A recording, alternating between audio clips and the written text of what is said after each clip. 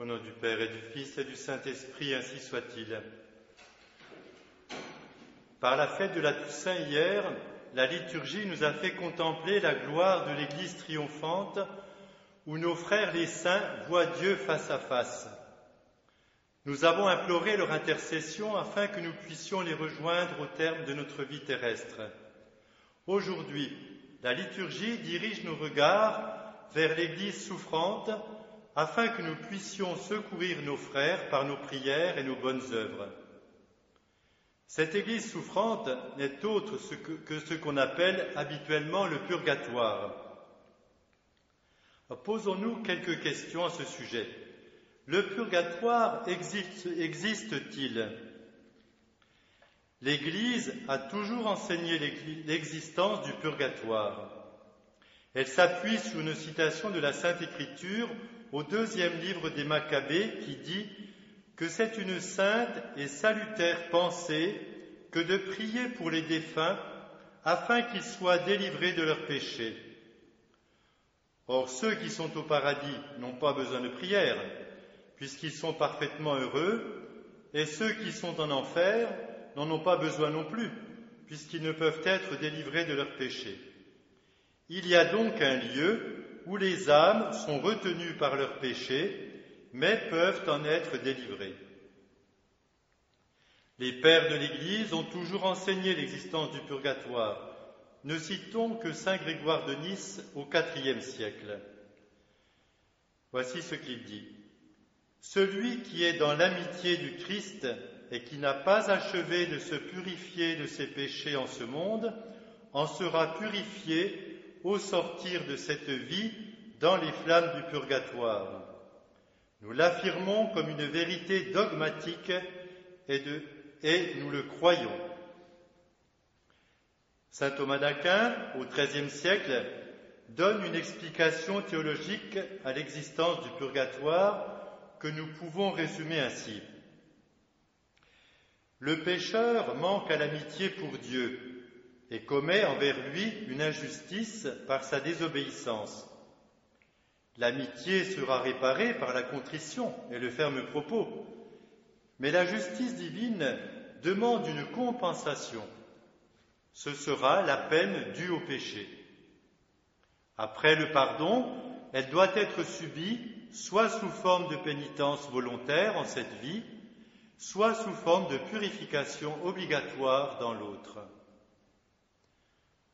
Au XVe siècle, le pape Eugène IV, dans la bulle Letem Turcelli, définit d'une manière infaillible la doctrine sur le purgatoire. Si les fidèles vraiment repentants meurent dans la charité divine avant d'avoir satisfait par de dignes fruits de pénitence aux péchés commis et aux omissions, leurs âmes sont purifiées après la mort par les peines du purgatoire. Et pour le soulagement de ces peines, les suffrages des vivants leur servent efficacement, c'est-à-dire les sacrifices des messes, les prières, les aumônes et les autres œuvres pies que les fidèles ont coutume d'offrir pour les autres fidèles selon les pratiques de l'Église. L'existence du purgatoire est donc une vérité dogmatique et le nier, dit saint Thomas, c'est parler contre la justice divine. C'est donc une erreur et une erreur contre la foi. Le Concile de Trente réaffirmera au XVIe siècle, sous une forme négative, la nécessité pour le pécheur pénitent de satisfaire pour la peine temporelle due à ses péchés, soit ici-bas, soit dans le purgatoire. Pour bien comprendre la vie des âmes au purgatoire, les théologiens tirent de ces enseignements 3 principes fondamentaux. Le premier, les âmes du purgatoire, 3 principes, les âmes du purgatoire sont dans 3 états en même temps.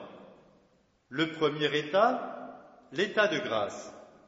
Elles sont libérées de la culpabilité du péché.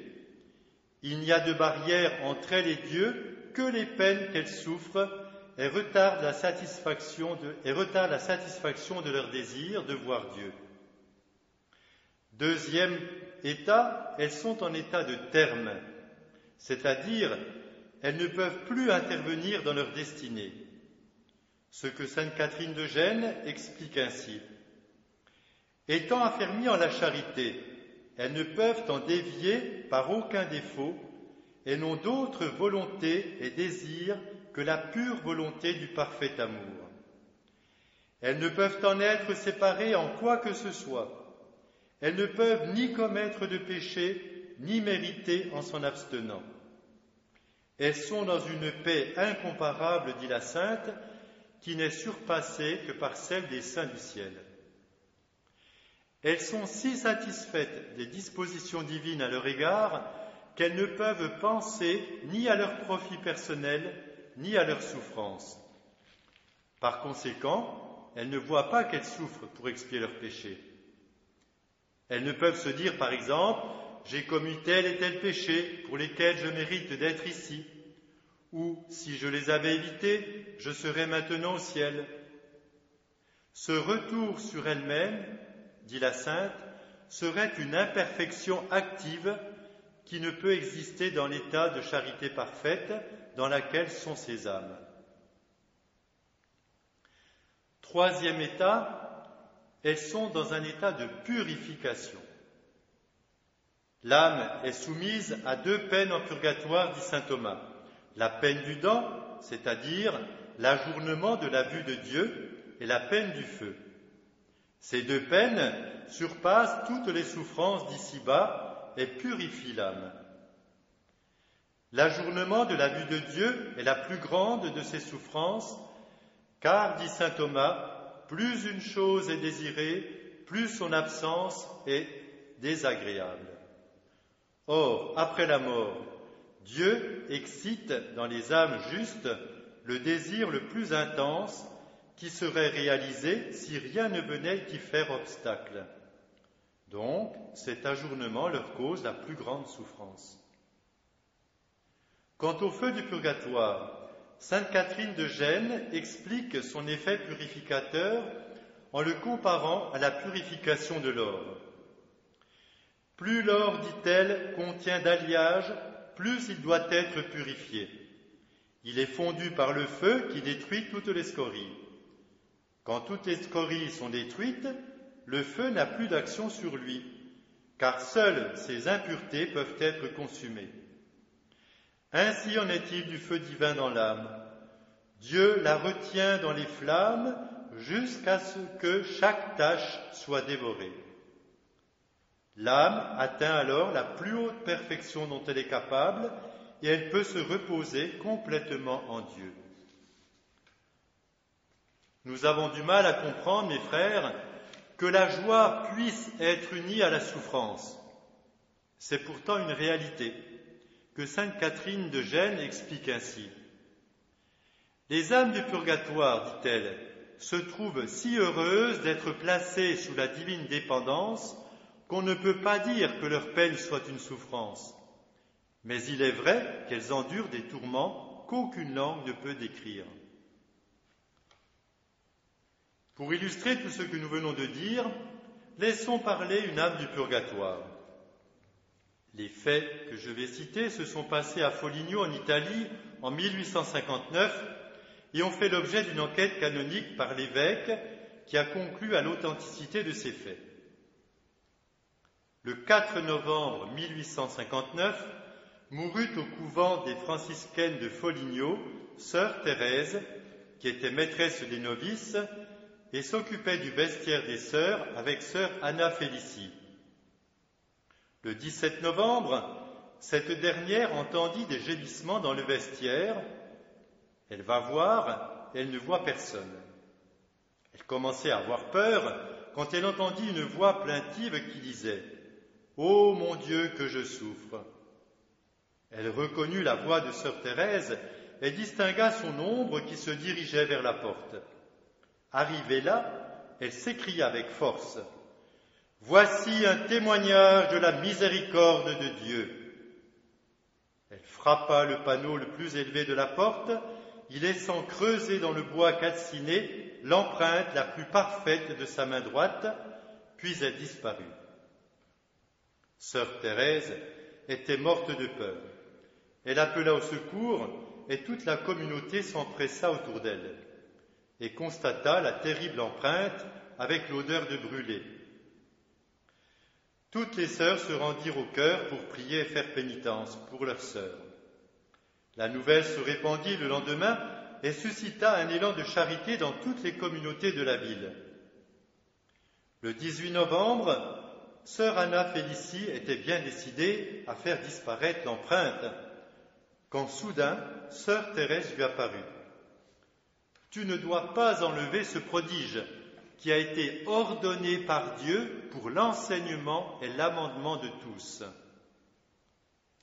Par un juste jugement, j'ai été condamné à subir 40 ans de purgatoire à cause des faiblesses que j'ai eues à l'égard de quelques sœurs à propos de la pauvreté. Je te remercie et tous ceux qui ont prié pour moi. Le Seigneur a daigné appliquer toutes vos prières uniquement à mon âme. » Le 19, sœur Thérèse lui apparut de nouveau et lui dit d'une voix joyeuse : « Je m'en vais dans la gloire, soyez courageuse à souffrir. Adieu. » Le 23 novembre, l'évêque qui procéda à l'enquête canonique fit ouvrir le tombeau de sœur Thérèse. L'empreinte calcinée de la porte fut trouvée exactement conforme à la main de la défunte. La porte avec l'empreinte fut conservée avec vénération dans le couvent. Cet exemple nous illustre, mes frères, la réalité du feu du purgatoire, la rigueur de la justice divine. Sœur Thérèse était une bonne religieuse. Ses faiblesses à l'égard de quelques novices nous semblent des broutilles, et pourtant, il lui fallait 40 ans de purgatoire pour en être purifiée.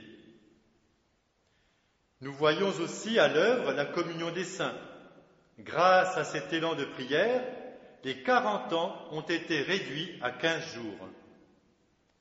On peut donc tirer 2 considérations importantes de tout cela. Premièrement, l'expiation étant très grave et d'une rigoureuse exactitude, nous devons éviter ici-bas les moindres fautes et nous efforcer de satisfaire pour les fautes pardonnées. Alors, interrogeons-nous, mes frères, est-ce que nous avons coupé avec les sources de péché?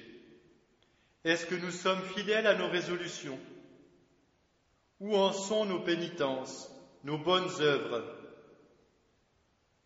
Comparé à cette sœur, notre purgatoire ne risque-t-il pas de se compter en siècles si nous ne commençons pas aujourd'hui sérieusement à nous corriger et à faire pénitence? Deuxièmement, nous avons un devoir de charité envers nos défunts. N'est-ce pas encourageant de pouvoir les soulager et lorsqu'ils seront au ciel d'avoir de nombreux intercesseurs pour nous aider à tendre à la sainteté? Pour y arriver, écoutons encore un conseil d'une âme du purgatoire. Le moyen infaillible, dit cette âme, d'arriver vite à la sainteté, c'est l'amour uni à la souffrance. Commencez donc aujourd'hui cette vie de renoncement, de sacrifice et par-dessus tout d'amour que Jésus veut absolument de vous. Vous trouverez alors le calme et la paix. Demandons, mes frères, cette grâce à la Sainte Vierge. Au nom du Père et du Fils et du Saint-Esprit, ainsi soit-il.